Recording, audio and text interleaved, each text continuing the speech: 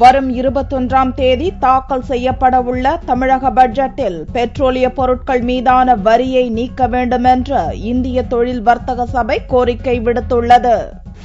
கடுமையான மின் பற்றாக்குறை, பருவமழை பொய்த்ததால் விவசாயிகளுக்கு ஏற்பட்ட பாதிப்பு போன்ற நெருக்கடியில் சிக்கி தவிக்கும் மக்கள் தமிழக அரசின் பட்ஜெட்டில் பல்வேறு சாதகமான அறிவிப்புகள் இருக்கும் என்று எதிர்நோக்கியுள்ளனர். வரும் 21ஆம் தேதி தாக்கல் செய்ய இருக்கும் பட்ஜெட் மீதான எதிர்பார்ப்பு இந்திய தொழில் வர்த்தக சபையினரிடமும் அதிகரித்து காணப்படுகிறது. இதுகுறித்து கோவையில் செய்தியாளர்களிடம் பேசிய வர்த்தக சபை தலைவர் பாலசுந்தரம், தொழில் நகரமான கோவையில் பல மணி நேர மின்வெட்டால் சிறு குறு தொழில்கள் பெருமளவில் பாதிக்கப்பட்டுள்ளதாகவும், மின் பற்றாக்குறையால் தொழில்துறை மந்த நிலையில் இருப்பதாகவும் கூறினார். தொழில் வளர்ச்சியை மேம்படுத்த தமிழக அரசு ஏற்கனவே அறிவிக்கப்பட்டு பணிகள் நடைபெற்று வரும் மின் திட்டங்களை விரைந்து முடிக்க நடவடிக்கை மேற்கொள்ள வேண்டும் என்றும் அவர் கோரிக்கை விடுத்தார்.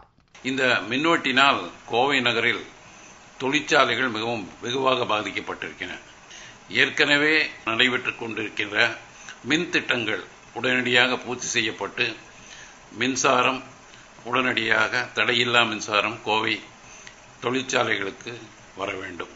மேலும் பெட்ரோலியம் சார்ந்த பொருட்கள் மீதான மாநில வரியை குறைக்க வேண்டும் என்றும், வாட் வரி தற்போது இருப்பது போலவே தொடர வேண்டும் என்றும் பாலசுந்தரம் வலியுறுத்தினார்.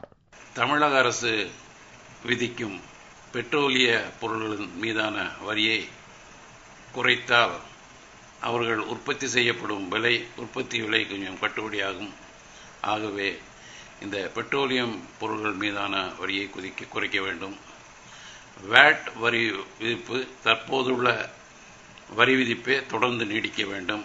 தமிழகம் பொருளாதார அளவில் மேம்பாடு அடைய மாநில நெடுஞ்சாலைகளை விரிவுபடுத்தி உறுதிப்படுத்தினால் போக்குவரத்து நெரிசல் கட்டுப்படுத்தப்படும். மேலும் போதிய நிதி இல்லாமல் பணி நிறைவடையாமல் உள்ள விமான நிலைய விரிவாக்க பணியை துரிதமாக முடிக்க வேண்டும் என்ற கோரிக்கையும் கோவை வர்த்தக சபையினர் முன்வைத்துள்ளனர்.